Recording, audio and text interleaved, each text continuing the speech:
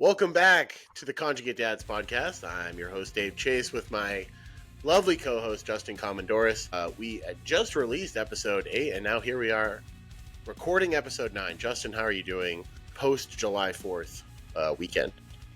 Doing good. This was the first year that I feel like we took advantage of the actual holiday weekend and enjoyed swimming and barbecue and fireworks, and notwithstanding all the tragedy that's going on down in your neck of the woods, obviously it still made it a difficult time because when you have kids, you're thinking about other people's kids that absolutely are going through all that stuff. And certainly that was front of mind for a lot of us during that time. But we did enjoy our time together and enjoyed some fun in the sun and all that stuff. So can't complain at all.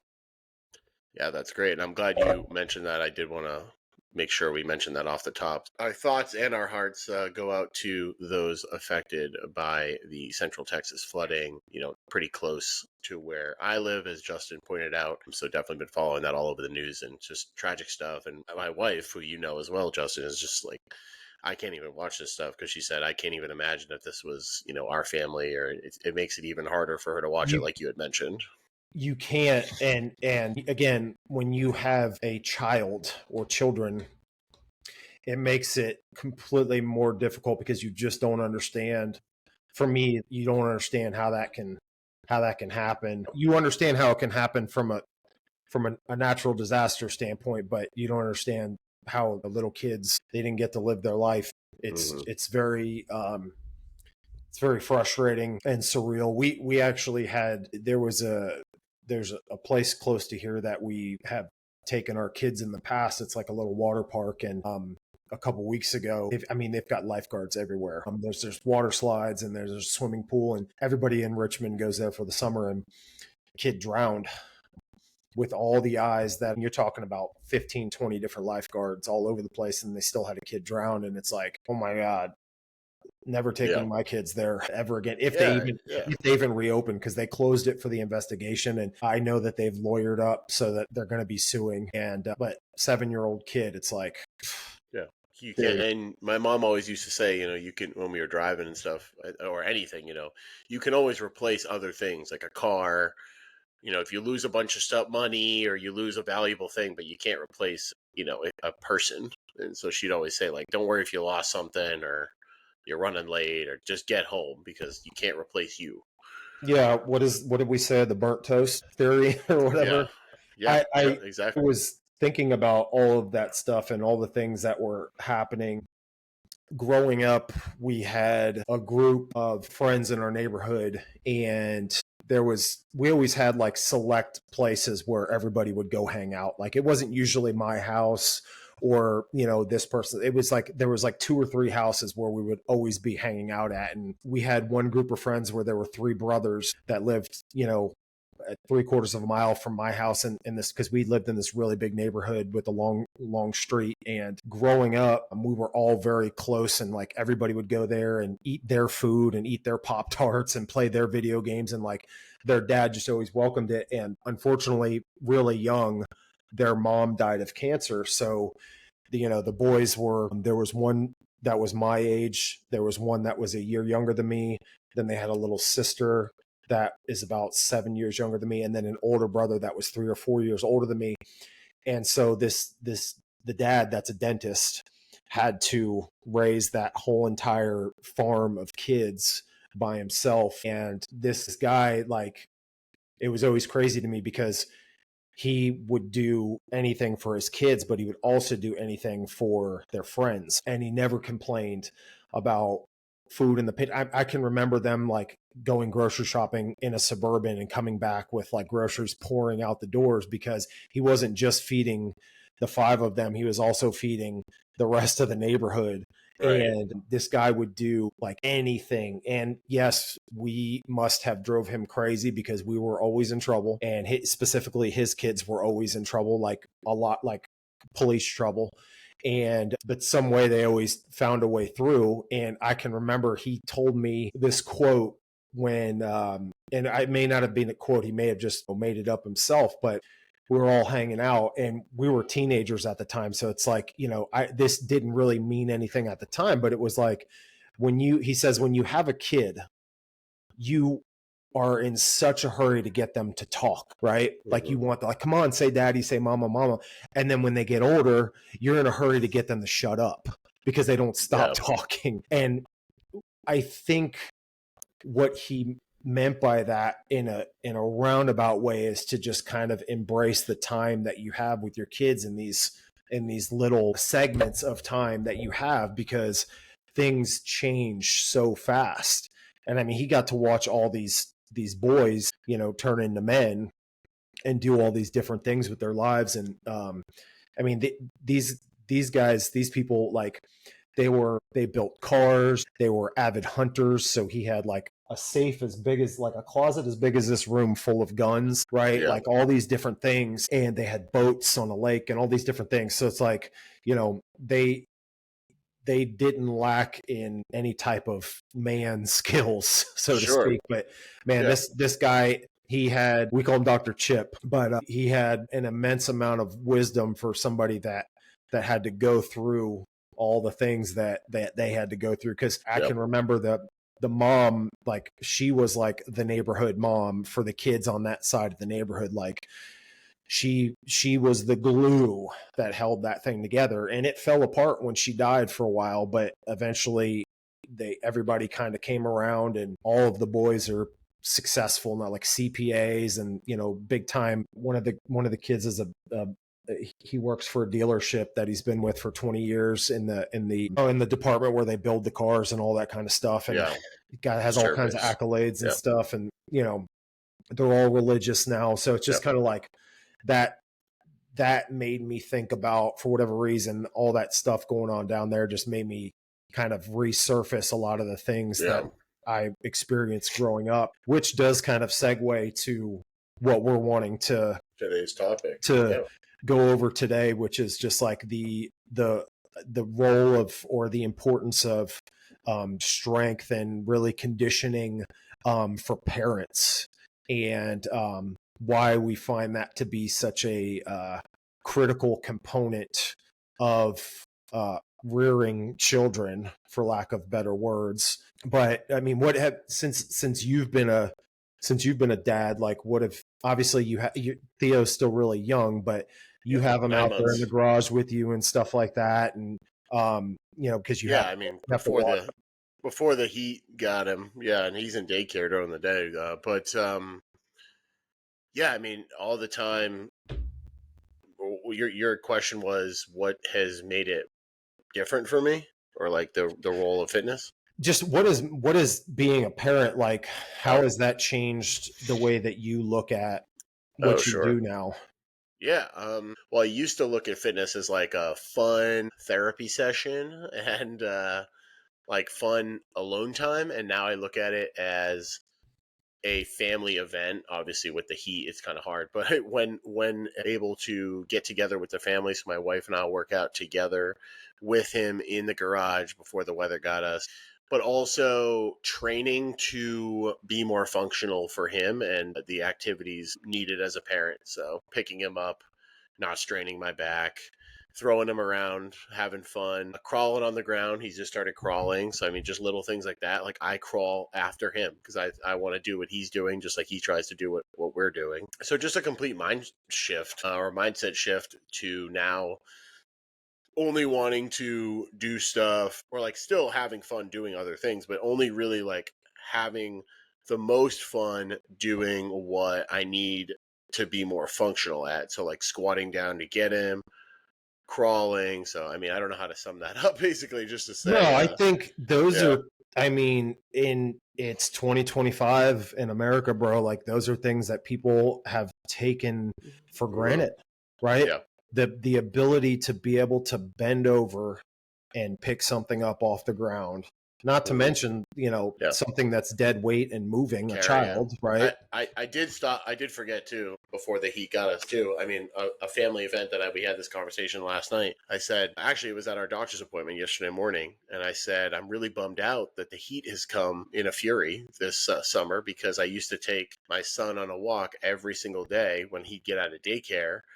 And now I just can't do it. And even the doctor said, "Oh, that was like y'all's thing, right?" I'm like, "Yeah, I can't do it anymore just It's with the not, heat." yeah, yeah, it's Yeah, not good for him. but she, she did say like, "Oh, like that's like you guys is like time." I'm like, "Yeah, but we'll get it back once this the summer is over." Which Like you meant, I it's don't just a know. personal time to have fun Yeah, with him yeah, and and take a I don't walk. know why that made me think of this, but like in like Iceland and Norway, Yeah, they'll put their babies outside in the freezing cold. sure. Yeah, They'll swaddle them up, but they put them outside in the freezing cold just so they can like get the immunities, I yeah, guess, from yeah. being out in the cold, so they can handle. They let them nap It's outside. crazy when you hear it for the first time, and then like he was outside. I mean, we were walking with him when he was 3 4 weeks old, and he was born end of September. So I mean, October, November, December. I took him every single time I could take him until it was like 30 degrees out. I think 30 is where I said it's too cold for him. Yeah, But if it was like 35, I mean, you put a blanket on him, he was fine. yeah, that whole like you're going to catch a cold thing isn't Yeah, doesn't work that way.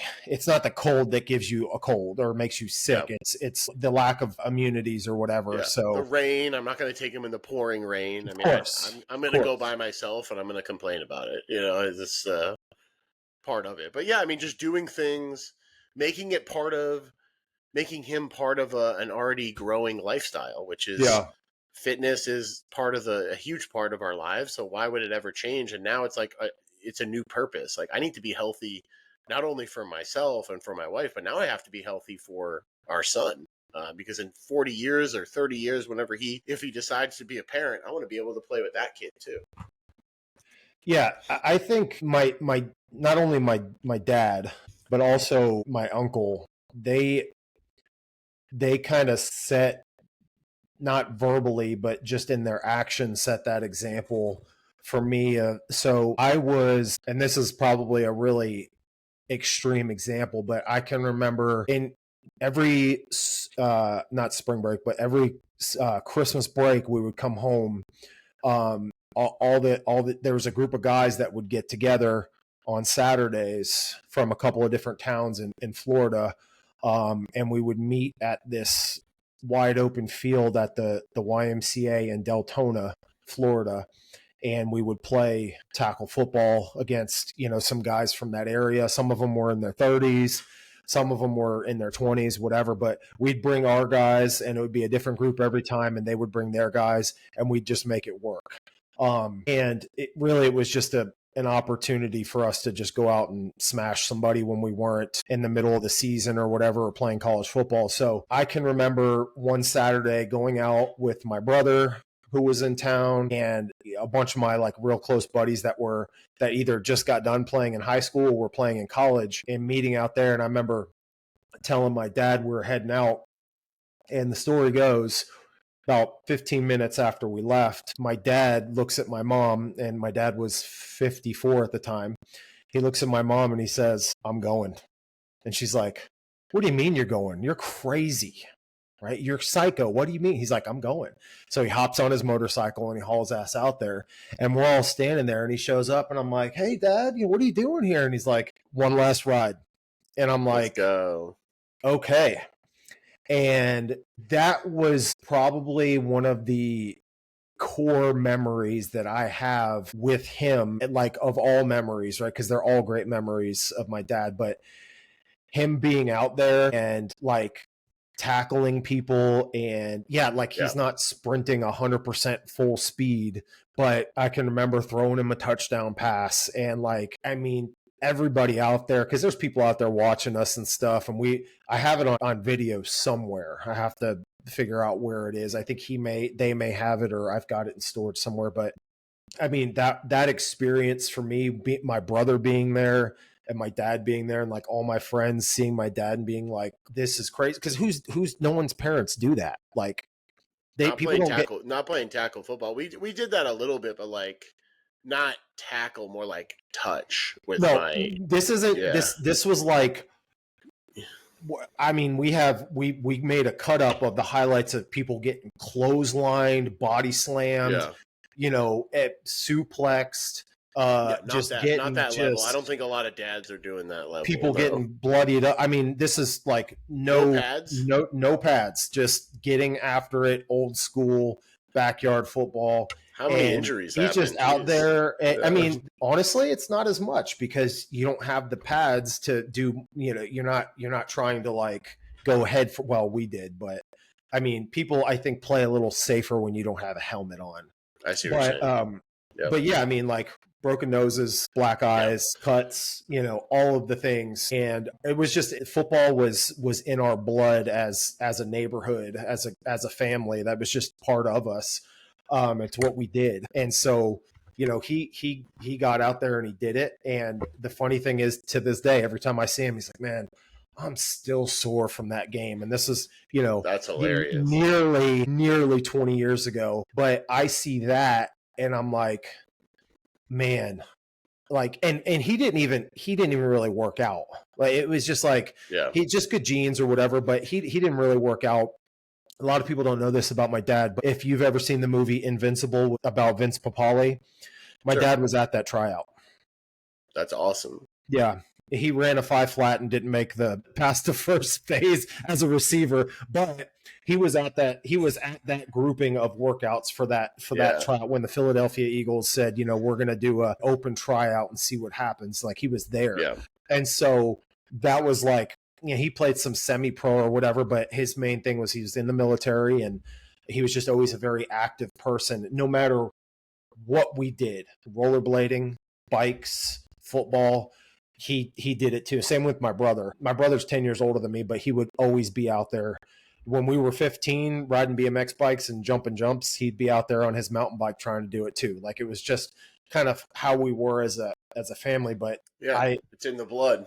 Yeah, I saw that and was like, man, like that says so much about just setting an example of what's possible as a parent when you get older. Not that he could have done that every single weekend, but the fact that he got out there and did that then and there, to me, was just like, it was the world, right? Like, there's just nothing better than seeing your parent do the thing that you cherish most in life. And so I think, looking back on that now and just being the same example, or trying to be the same example for your kids, right? Like, that's a big part of that. And the way that I've always said I go about things is like, I don't want to ask my kids or even tell my kids, like, we're going to work out. Like, if they develop the want or need to do that, then they can. And it's kind of, there are instances where it's already happening, which I think is awesome.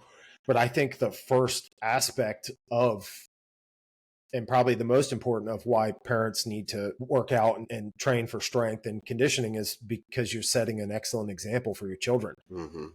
Yep. Yeah. No, we were just talking about this right off air before we started recording. You said, what's the point that we're going to hammer home? And I think I had said something like, if you're into eating Sour Patch Kids and sitting on your butt and playing video games, like, there's a strong likelihood, in my opinion, that your kid is going to be into that too. So now you're just creating the next generation. And I don't know if any of your children are going to develop the same desire and passion for health and fitness that you have. And same for Theo with me. Like, I don't know if he's going to be doing banded, front squats and just getting after it super heavy.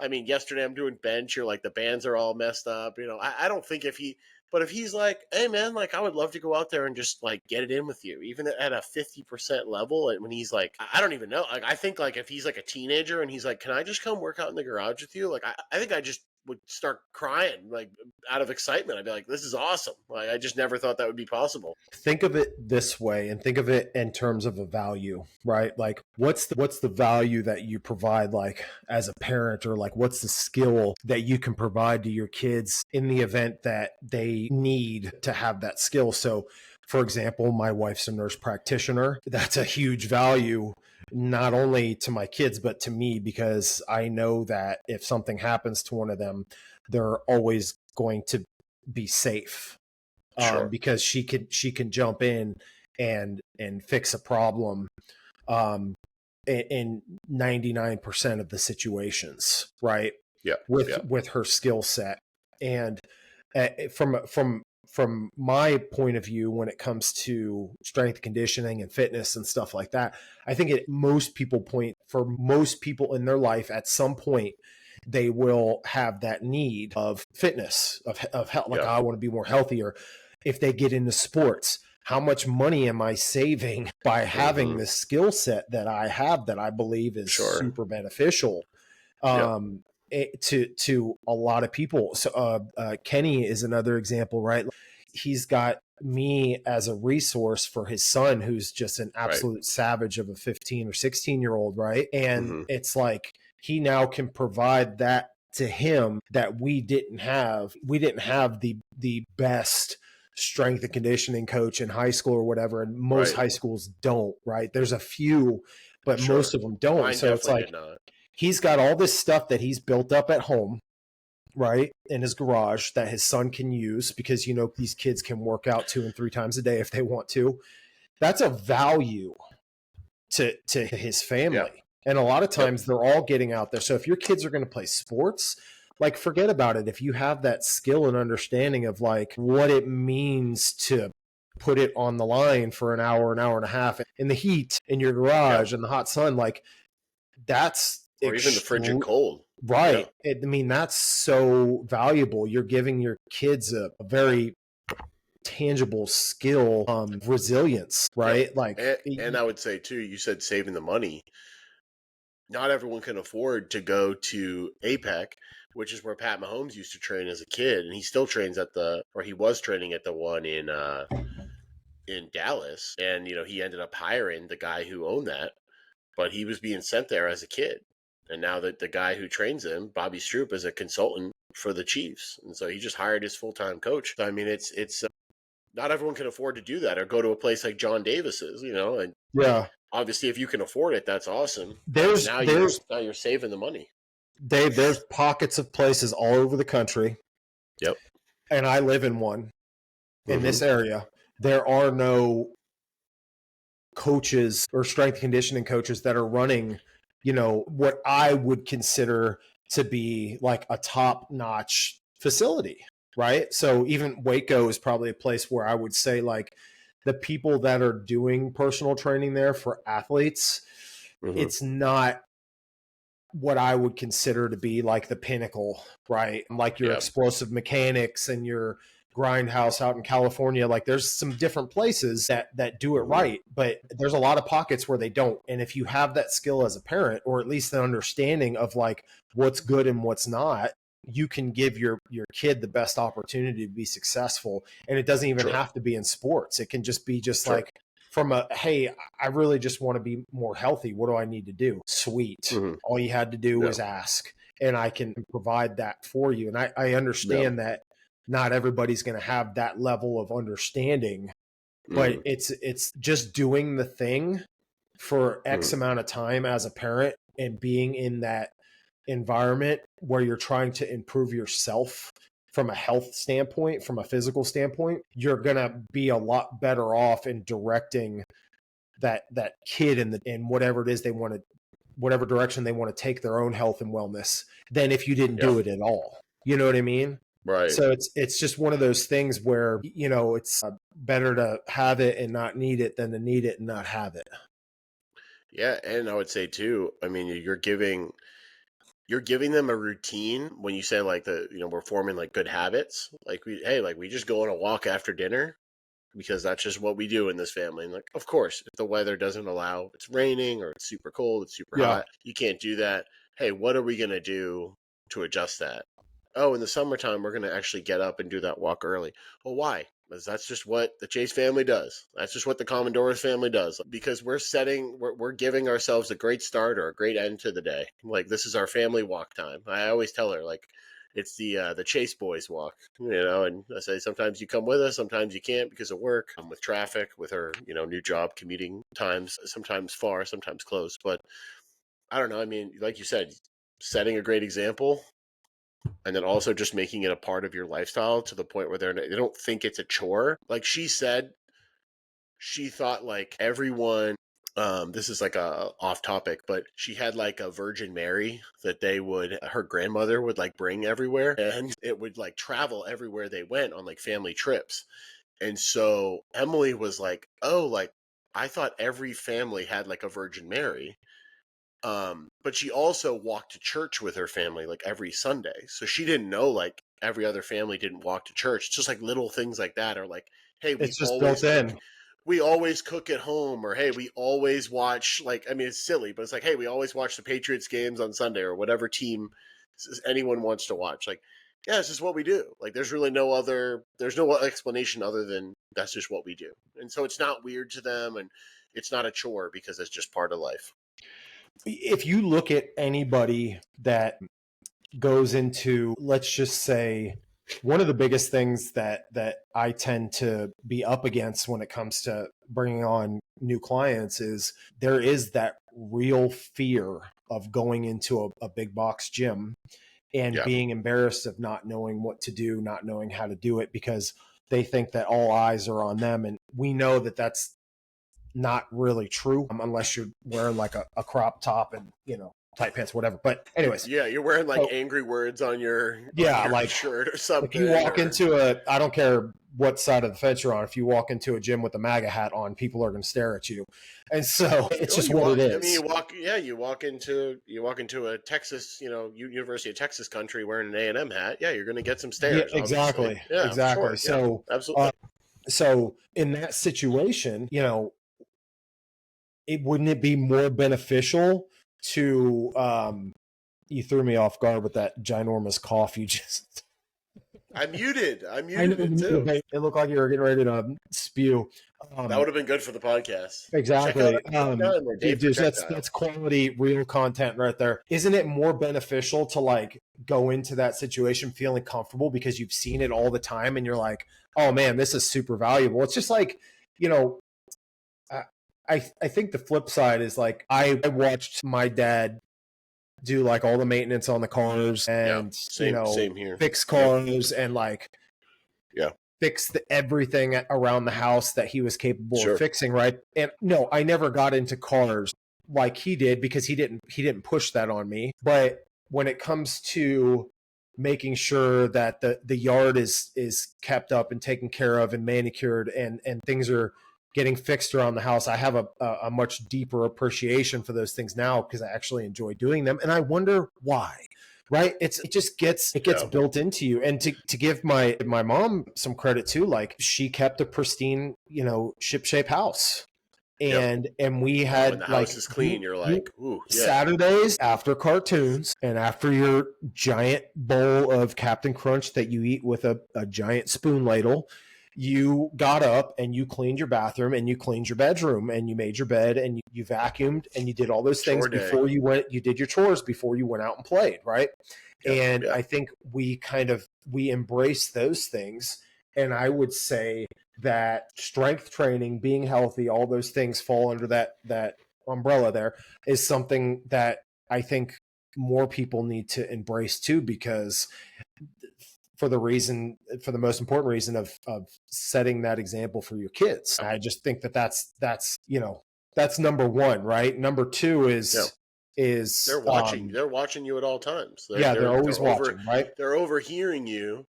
Just to go on like a little tangent, but like if you're always calling your spouse some choice words, maybe your kids start to think, is that how everyone treats their spouse? Or, do all my friends, moms and dads and guardians and family members speak to each other that way too? Am I supposed to talk that way when I get into a relationship?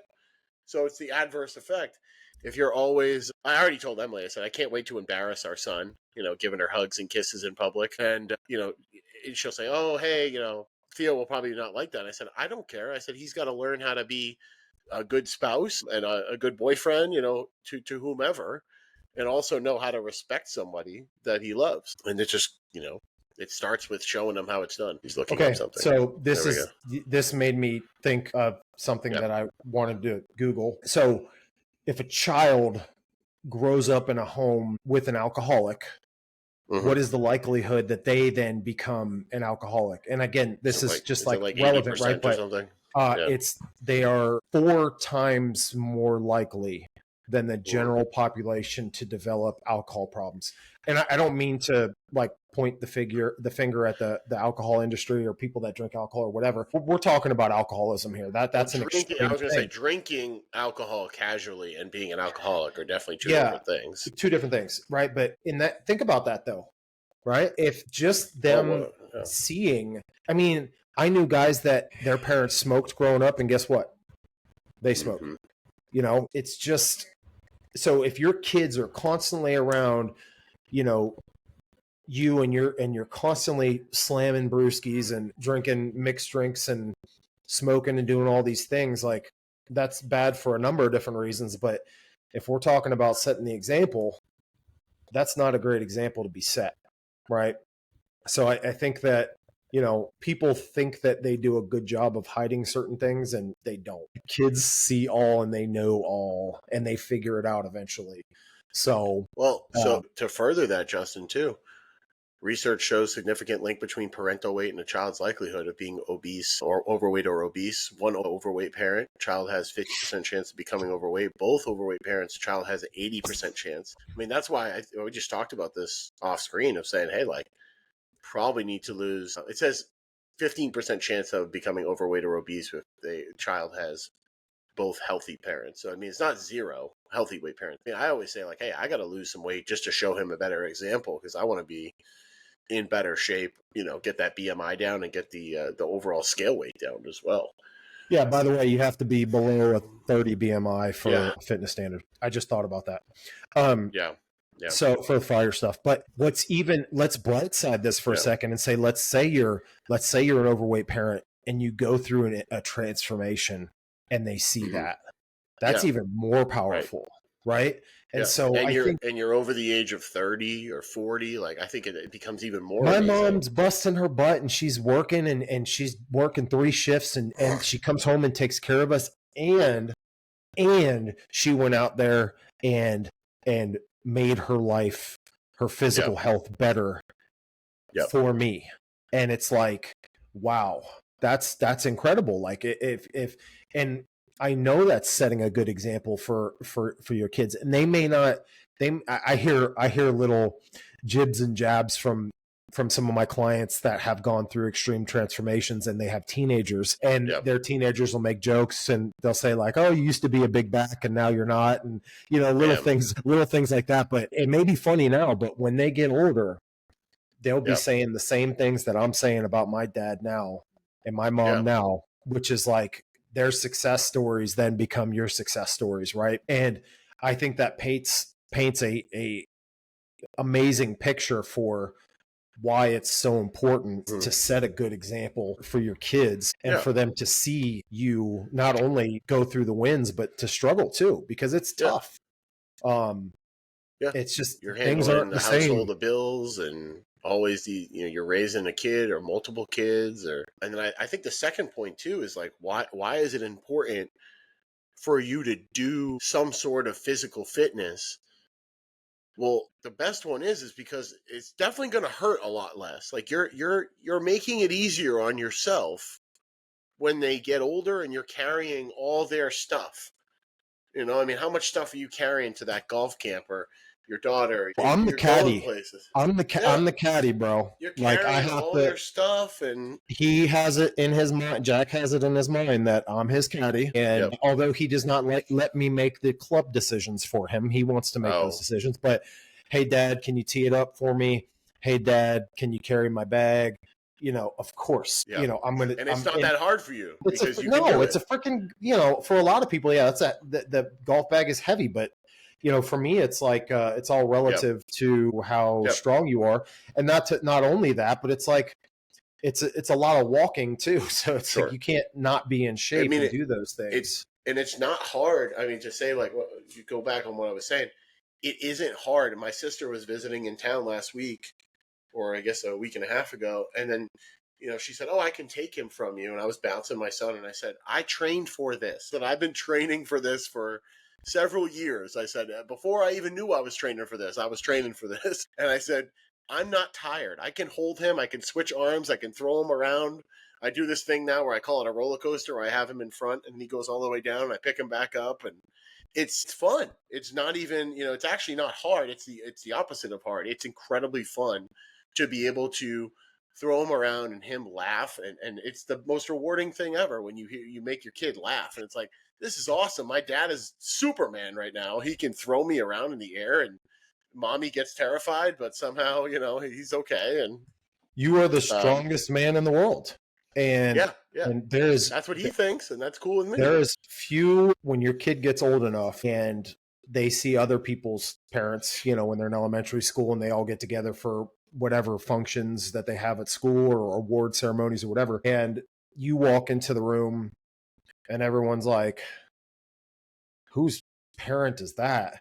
And your kid's like, that's my dad. And they're Yeah, like, oh my, well, your dad can definitely beat up my dad. It's like, it sounds yeah, stupid, but it's like, it's super rewarding when your kids kind of like put you up there. And to me, it can be stressful because then you have this aura that you have to maintain for them. hmm, So yeah, I can't ever let that go.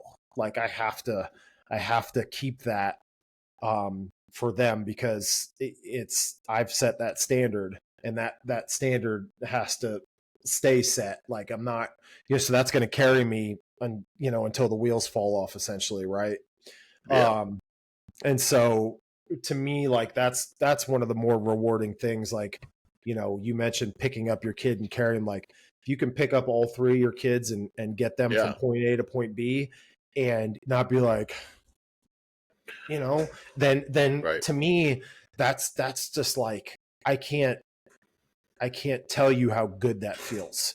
And I feel like whether you're a mom or you're a dad, you should be able to do that.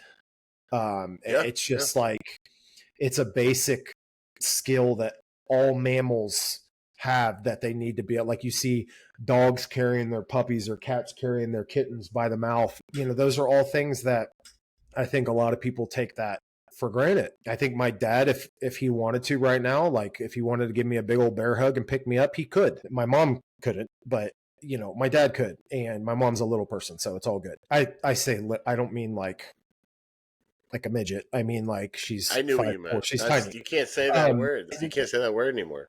you can't No, I think they prefer little person. little. This is the same conversation that me and Emily had, where like you can't call a homeless person homeless, you call them unhoused. And then she said when Theo gets older, it's going to be back to hobo. I think we had this conversation on another episode where I was like, hobo is something that I used to say, and then you can't say hobo, you have to say homeless. I'm literally, we're living in Idiocracy, the movie. Well, we are wearing well, everyone is wearing Everyone's wearing Crocs, so Crocs. He didn't even and know that was going to happen when they made that movie, bro. Like that's that what's was so awesome. crazy. My Anyways, favorite is Terry Crews in the film. yes. The president, being like, isn't he like a wrestler, and then he just becomes the president? Is it Terry Crews or is it Yeah, Debo? Debo I think is in it. No, Debo was the president in The Fifth Element. That's what I'm thinking Yeah, of. No, I think you're right. I think it was Terry Crews. But yeah, but I'm saying, what does he play? I don't know what he plays or what he was before he became the president. I can remember being, when I worked for the sheriff's department, I worked with a bunch of crazy dudes, and they used to quote Idiocracy, like, and I hadn't seen it because it came out in like 2006 and I hadn't seen it, and they were talking Yep. about it in 2010, and even more now than then, that it's like complete reality. That, and certainly you've seen Wall-E. Yeah, Wall-E is a great film. So the humans in space and the will and the that's, I mean, that's where we're headed, parents. Like we gotta everybody has their own personal responsibility Yeah, to stop that trend, you know. a responsibility to do better than what maybe you were shown, and if you were shown a great example, then great, continue that tradition. There's a lot of coughing on this episode. I'll have to do some cutting. What's the I'm looking this up because the Socrates fitness quote, All no right. man has the right to be an amateur in the matter of physical training. It is a shame for a man to grow old without seeing the beauty and strength of which his body is capable of. And I think that relates to women too 100%. Like I Mm-hmm. think I mean that's the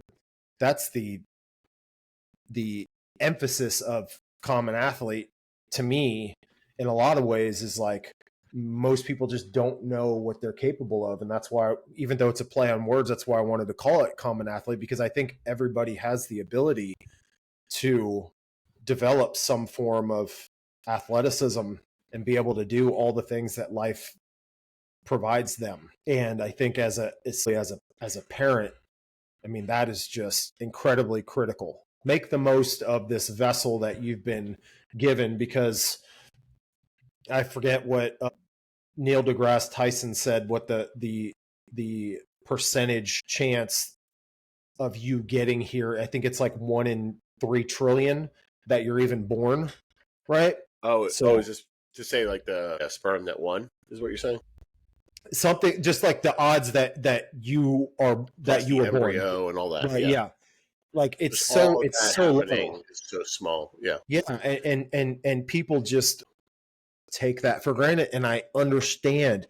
They can say, "Oh, Justin and Dave, you don't understand. Like my life is so incredibly busy, and I've got so many different things going on, and I'm a single parent, and I have to do all these things." And it's like I know several people that I work with that are single parents, and they get after it every day, and they make it, and they are well-to-do people that have a career, and they're getting after it.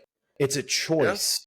It's an Yep. absolute choice, and you can either, what it always boils down to is discipline and consistency, right? Mm-hmm. You either are choosing to be disciplined, or you're choosing to be consistent, or you're choosing to ignore discipline and you're choosing to ignore consistency, right? Right. Right. You can't lose weight unless you're disciplined with what you put in your mouth. You can't get stronger unless you're disciplined with being consistent in strength training. It's just what it always boils down to, is just being disciplined and consistent. And so if you're lacking those things, or if you're saying, hey, I just, you're telling me all these things that I need to do, and that to be successful and all these things, but just I don't, just there's just no time. And the reality is you feel paralyzed by all the things that you have put on your plate. By the And one of the things that you responsibilities. have not put on your plate is health and wellness, right? And you have the choice to put that on your plate. And if you're choosing to ignore that, then that's a you thing. That's not a me thing, right? You have a choice of what food you're going to put in your mouth, or what exercise you're going to do or not do, right? It's all comes down to like being disciplined enough to do those things, and then to do them consistently. And if you're choosing not to do that, this has nothing to do with I don't have the time, I don't have this, I don't have that. It's like, I get that you're putting your kids first by working triple shifts and all these things, but are you really putting them first by not looking after your health and wellness? Right. Right. Because Yeah. if you die tomorrow, all that stuff goes away, and now you have all of these kids that don't have anybody to raise them. And that's Mm-hmm. really what they care about, is having their parent there, right? Yeah. You Yeah. can't just continue to put that off and expect that you're going to be able to have this longevity. But then, like Peter Attia talks about in Outlive, it's not all about lifespan, it's about the health span, right? The health span. How Yeah. you're able to enjoy those things Yeah. that you're able to do. So if you have all of this money and all of these things that you've acquired because you Yeah. have all this money, right? But then you're walking around with the dad belly, right? And you can't do Spare things tire. without getting, yeah, like if you're over fat, because that's what it is, right? And there's all these things that you can't do even though you've acquired all those things through Hmm. financial means, right? That's great. Use those finances to get your butt in gear so Sure. that you can enjoy the fruits of your labor, but even more importantly, you can enjoy those things with your kids, because that's the whole reason why Yeah. you're doing it in the first place. So why don't we? So I did write down the three things that we said, like set the example, make it easier on yourself because you're here. So like, why don't we enjoy it while you can? Which is that's why you should train too, because then when you are throwing your kid around and having fun or chasing after them, you're not going to blow a knee out running after them or blow your shoulder out. And then make the most of it. Discipline and consistency. Like you can reach your full potential, and I think the kids will see that. And those around you too. Maybe you inspire another parent or two or a family member to take after what you're doing. But also, I think after that, now what are, like, not to get down too many tangents here, but some functional fitness things that maybe and we could say three different facets. So we'll go with physical activity with weights, one without weights. Well, I know you and I are thinking of one, and then maybe something related to a functional movement pattern for parents. So the first thing that I was going to say is, like, to create a plan is, like, I think that you should walk as much as possible as a parent. I know you're going to agree with that. Even if it's just 30 minutes or 2 miles per day, every single day of your life. And if you cannot walk outside because it's so cold, you can get a gym membership. The gym is going to be open. And if you say it's too early, then go at night. And if you say it's too late, then wake up early. We'll just keep going. Oh, I can't do that. Do it on your lunch break. 30 minutes every single day. If you can do longer, that'd be amazing. I know Justin and I have gone on longer walks or shorter walks. I see it sometimes from your Apple Watch stats. Sometimes you get a quick mile in real quick and back to work. Got to go pick up the kid. Got to go do this. Got to go do that. What's another one, Justin? What do you think? What's the second thing we could probably throw in the plan Yeah, for so someone just starting out? I think yes, walking would definitely be like the easy thing to do, right? Mm-hmm. I think if we're talking about things that are just super easy and Yep. like no frills and they don't require like equipment or anything like that, I think, moving your own body weight in different patterns is going to be a good place to start. So whether that be Mm-hmm. push-ups, whether that be planks, whether that be, forward lunge, walking lunges, reverse lunge, there's a litany of different things you can do with just your body in a moment in time that provides you some movement, benefit. Obviously, those things, over time, you're going to create an adaptation, and you're going to have to, continue to find new ways to stimulate your body and your nervous system. But that would be, the next place that I would start. I forget where it was that I saw and what it was specifically, but it was something along the lines of, 10 body weight squats. If you're sitting at your chair, once an hour, get up and do 10 body weight squats. And those people burned significantly more calories in a day than people that didn't, which it's obvious, but it's not just like the calories that you're burning from doing the Yep. 10 body weight squats. It has something to do with amplifying your metabolic rate. So Yep. if you can't get out and walk, right? Like, oh, I'm stuck at the computer. Like, I can't leave my computer. Cool. Get up and do 10 body weight squats and then get back to work, right? Yep. And you do that once an hour, for 10 Mm-hmm. hours, that's 100 squats, right? It's Yep. 100 squats Yep. that you didn't have. So Yep. I think that there's a number of different things to do. Back in the day, when I would work with John, one of the first things that we would do at the end of a lot of our sessions, and sometimes the warm-ups that would be built in there too, was just basic GPP work. And Mm-hmm. this would be, ironically, the most grueling, Yep. but it didn't require anything, right? So you would do jumping jacks for 1 minute, Mm-hmm. and then you would do seal claps for 1 minute, which is like a jumping jack but out to the side, and then you would do flings, which would be like you're doing a jumping jack but your arms in front like this, and then you would do body weight squats for 1 minute, and Yep. then you would do pogo hops for height for 1 minute, and then pogo hops for speed really fast for 1 minute. And you would rotate through those for 12 to 15, sometimes even 20 minutes.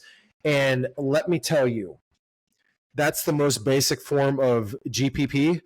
But dude, Yeah. I Just keep mean, moving. you talk about hard, Yeah. like, but as you do it, every time you come back to it, it gets easier because you're enhancing your general physical preparedness.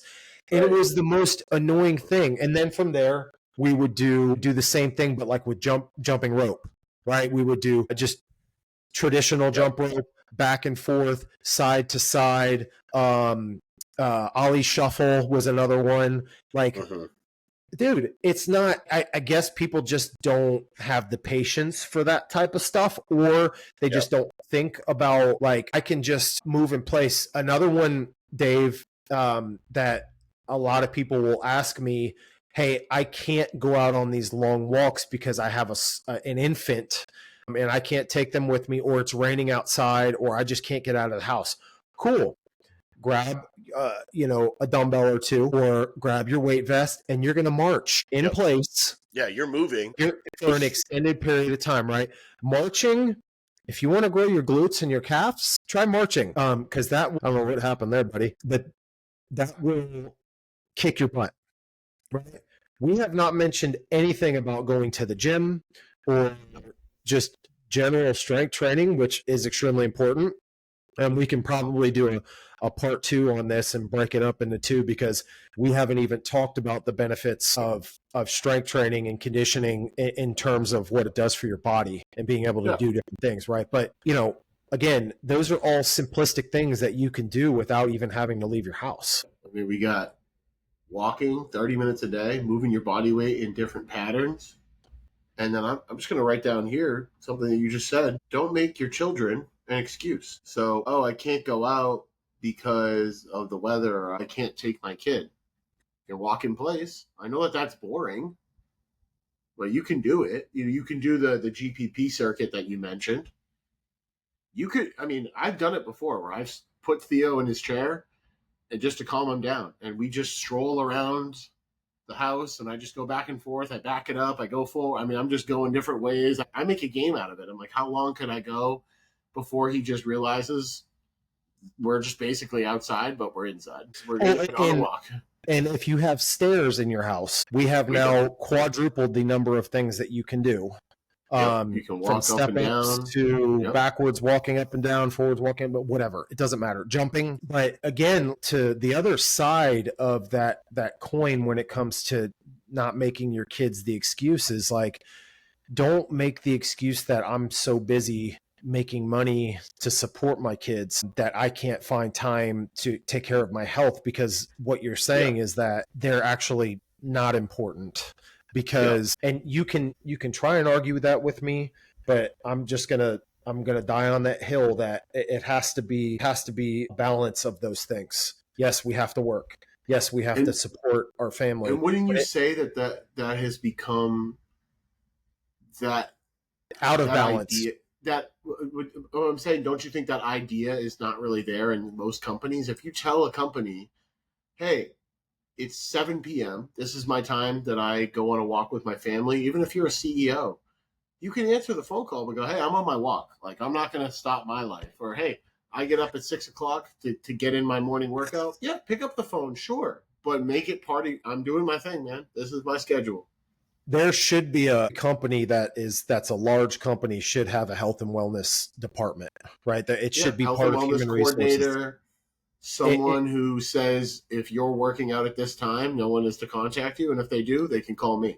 Unfortunately, you can't make people do stuff like that. It's illegal, right? You can't have that as a standard. Even in law enforcement or in just in public safety in general, first responders, you have a standard. At least when I was in law enforcement, mostly everybody I worked with was severely obese. And it's scary. Once complete the standard to get the job, there is no longer a standard to stay in shape. Unfortunately, there should be a yearly. There are small perks to staying in shape. right? Like you can get dude, I think it's like $500 a year that they would give for being able to run a mile in a certain amount of time and, meet different relative strength standards, right? But there's no other standard in being a first responder that I'm aware of, except that even in the freaking military, right? Yeah. Like what you would expect, like they just PT you more if you're not able to hit a ridiculously slow mile and a half time, or if you can't do your ruck in a certain amount of time. That it's just they're getting better about it, but unfortunately it's just not there. So like most companies just aren't going to, and we're talking about public freaking safety here. Now if you go into like the business world, it's going to be worse, right? People don't take into consideration what being overweight does to not only your insurance premiums, right? But then also to like production. Like production's going to go way down if you're not fit. It's it's a reality. It's just the facts of how the human body works. So if you're overfed, underslept, overstressed, you're not gonna have any type of function or of performance or anything like that. So I just think it's important that people understand that they take that and they take it seriously, because if you want to set that example for your kids, if you want to be around forever for your kids and be able to do all the things and not be hunched over and wheelchair bound and, riding around in the electronic cart to go grocery shopping to get all the bad things that put you in that wheelchair in the first place, you got to get to it. It's just and it's never too late to start until it is. Yeah. And again, like it doesn't take really anything to start but some discipline. Right. Yeah. I have things that I need to do better to be more disciplined with myself, and I can admit that. I don't, during the summer, I've been going to bed at 11 o'clock or midnight or whatever, and then I sleep until 7:30, 8 o'clock, and I need to be getting up earlier so that I can get all that stuff done to where I feel like I've accomplished something, right? It's like we all put things on the back burner, right? But there's a few things that do not go on my back burner. It's non-negotiable. Got to get the walk in, got to get the workout in. Freaking negotiable. And people want to make these deals with themselves. Well, can I still get away with drinking 16 beers in a week? And it's like, I mean, maybe, but what are we really trying to do here? You're either all in or I don't mean to make it sound like it's all in, all out, right? But like it's very black and white. Like there shouldn't be a gray area, because what are we talking about here? We're talking about your kids, right? And we're talking about their health. And if your kid is sick, there's not like this holistic gray area where, oh, my kid's on their deathbed, I'm going to try and find some herb on Google that's going to make them feel. But no, you're going to take them to the hospital, right? It's non-negotiable because it's your kid. And maybe there's some assholes out there that don't care about their kids, but most people do, right? And so ultimately, you have that responsibility. I don't care what anybody says. Well, it's not as important. It is. It is as important. It is the most important thing, right? Sure. Need to be. If you're here and you're a parent, this is the reason that you need to be here. When's the next COVID coming along, right? When are you going to be robust and have a strong body and immune system for something like that, or any other sickness that hits you, right? Your likelihood and chances of surviving those things are so much higher, exponentially higher. Well, and we just had that conversation at the pool. He was an asshole, but he was just being a conspiracy theorist, and like it really doesn't matter like if anyone on this podcast disagrees with me, or maybe you do, Justin, like, but he was like talking about the COVID vaccine, and he just asked me like, oh hey, like, did you get the vaccine? I said yes, I did. And the reason I got it is my wife went to medical school to be a veterinarian, and she was like, hey, like, if you want to go do things, you're going to need to get the COVID shot. So I got 2 of them, and no boosters or anything. And then when we went to a basketball game, you just had to show your card. I mean, you honestly could have written it down. You could have wrote, Justin on it and said, smiley face, but that's here nor there. But he said to me, are you scared? And he said, are you scared of dying? And 'cause he was talking about people who have died. And I said, no, I am not scared. And he said, well, why? I said, because I don't have any health concerns. Aside from being like a little overweight, I eat pretty well. I exercise every day. I go outside. I get plenty of sunlight, all this stuff. I was like, I'm like in pretty decent shape. And of course, the two guys that were talking to me, Justin, very fat. One guy was drinking beers, very unhealthy. Yeah, Man. It's like, like come I on, think you dude. should be. I think you should be afraid that you're going to die Yeah, of heart disease, which is the biggest killer of men. So yeah. I think you should be Well, afraid of that. it's like, when you're literally just like had this conversation with somebody earlier today, one of my clients, who I'm not going to name, one of their family members said, you are starting to look a bit skinny. Do you think you need to really focus on losing any more body fat or whatever? And this is somebody that was obese, right? And now they're like 18% body fat and have abs. Yeah, that's awesome. And I'm like, you know what? We live in this desensitized world where people almost just expect you to be overweight. Like they just expect you to be. That's now normal. When that's 50 normal. years ago, 70 years ago, it was weird to be fat. Now it's normal. Yeah.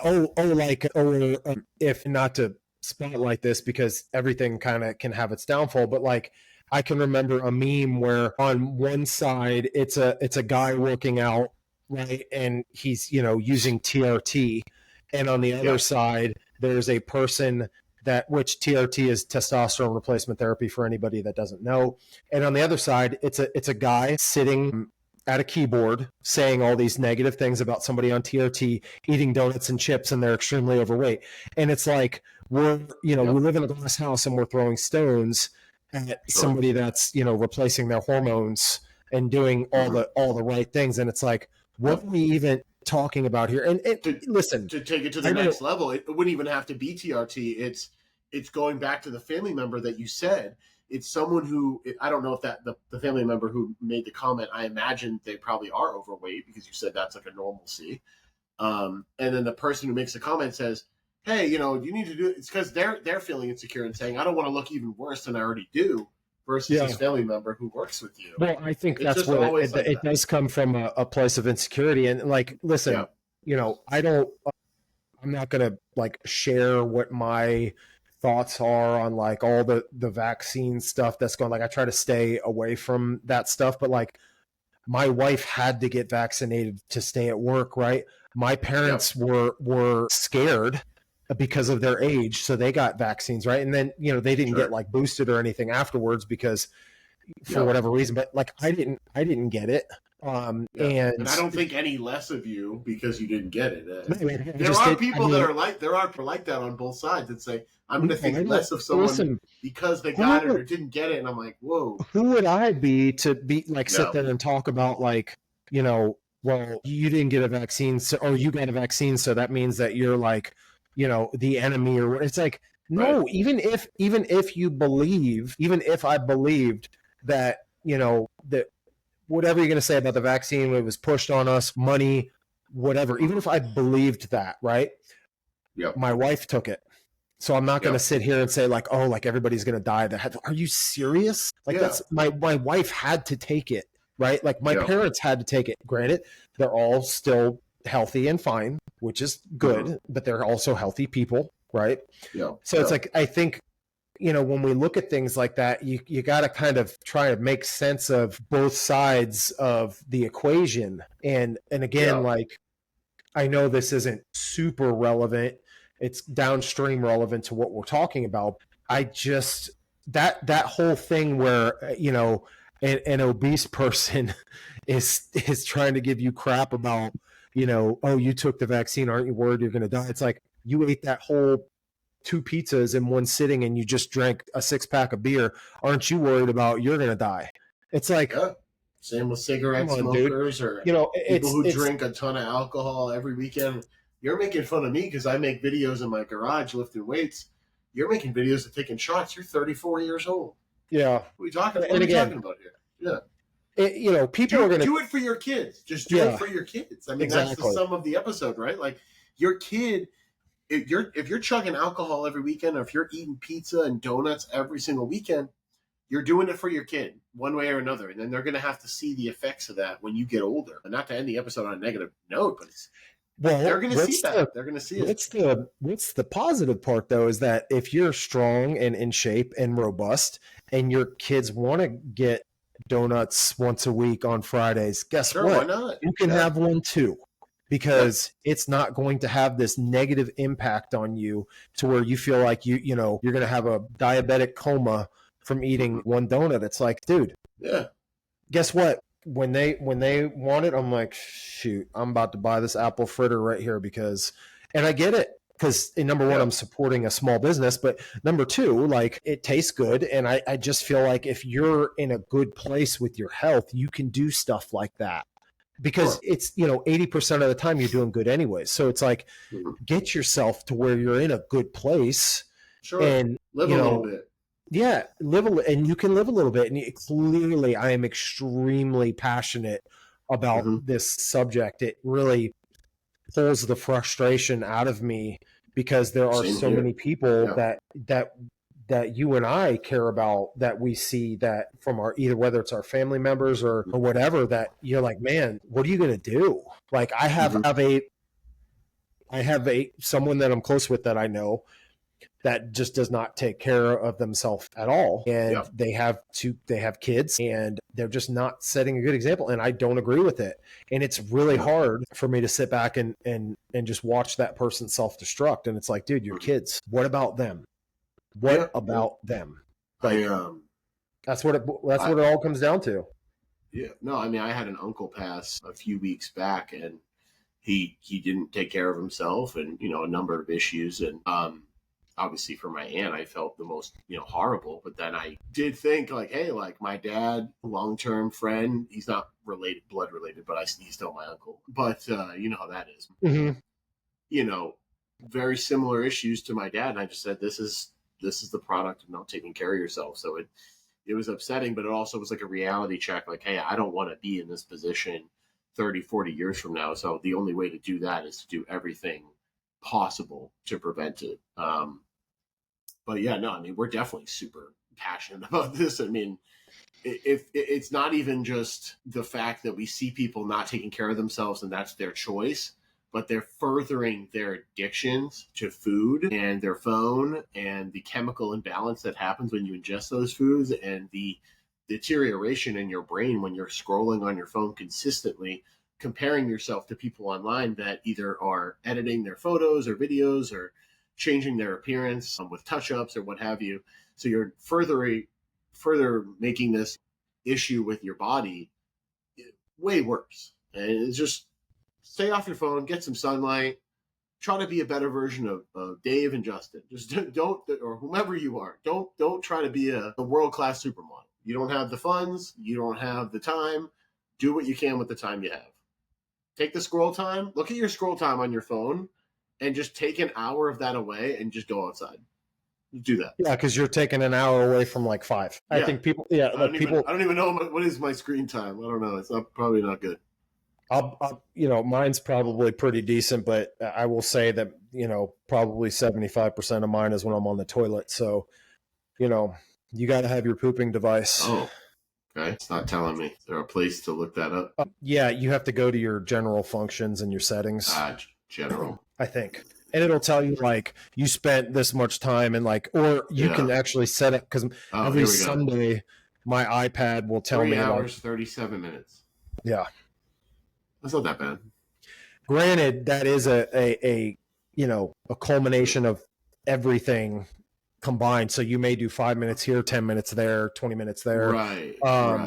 But again, like, if you can just set that thing down, you're gonna. As I answer a text message, yeah. Exactly. I play a lot of chess on my phone. To be fair, I like playing chess. So it's a post, Theo's bedtime activity. It's a brain workout.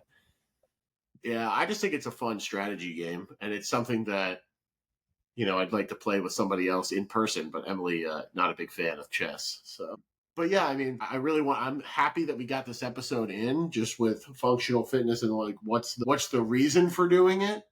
And then I do agree with you, Justin. I think like benefits of training while you're, in your 20s, 30s, 40s as a parent or even a grandparent I think could be our next episode, unless we come up with something else. I like it brings it out of me. So yeah. a lot of this stuff, I think, it's it's good if we have a bit of a plan, but at the same time, like a lot of the best content comes from going back and forth with different concepts that we're super passionate about. And I think this probably like takes the cake. I mean, because we could talk about training and diet and all that stuff all day, but it's like, what is plaguing? What is the number one disease that's plaguing specifically our obesity. freaking country? Yeah, and it's obesity, man. Yeah. Like, and are we getting food labels? We're getting food labels now. That trickles down to everything else. Obesity leads to the comorbidity issues, and then the four horsemen, right? Like, I would say that obesity likely leads more to cancer, and we know it leads to dementia because that's like type 3 diabetes, like mental health, right? Like, if you look at, I keep seeing these posts about these guys will say like, I can't get anything out of my strength and conditioning program. And in the background, they've got their phone, all their crap food, and like, or I'm so depressed. Why am I so depressed? And like to the side is like all of their really bad habits. And it's like, that does play a role. And this is coming from somebody that is like, I am a huge mental health advocate. No one has more patience for people's mental health issues than me, because I've been through it all. But I know that those things can be made better by physical activity. And there's just no doubt. And the parting thought that I had is, and we've said it before during this episode, is if you're listening to this and you're a parent, just take a step back, take a moment, close your eyes, take a deep breath, and remember, why are you here? And I would hope that your answer is, I can do right by my kids, I can be better for them, my spouse, or creating a life with them and creating awesome memories and providing for them. You cannot provide for them from the grave. If you're dead, it doesn't matter how many hours you work. It doesn't matter how much money you made, because that's not coming in anymore. You already said it, Justin. I mean, if Theo, had $1 million life insurance policy for Emily, it doesn't matter. He'd say, I'd give 100% of that back if I could just have my mom hanging out with me. Or I hope that he would say the same for me. If I were gone, he'd say, I just want Dad back. Why are you here? Take a moment, remember your why, and then go do something about it. Amen. So, that's it. That's all we got. Thanks for listening to another episode of the Conjugate Dads podcast. For Justin Commodoris and Common Athlete Performance Coaching, I'm Dave Chase. We will talk to you all soon. Bye-bye. Peace.